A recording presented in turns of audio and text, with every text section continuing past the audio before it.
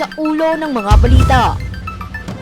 DOH, pinaigting ang programa para sa mental health ng mga kabataan sa panahon ng sakuna. 887 human bones sa Taal, kinumpirma ng DOJ kaugnay ng retrieval operation sa missing Sabongeros.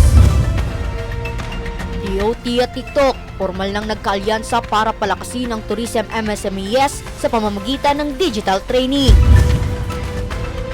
PNP, sinunog ang 1.5 million pesos na marijuana plantation sa Benguet. Pagtaas ng sahod sa Cagayan Valley, ipapatupad na sa November 5.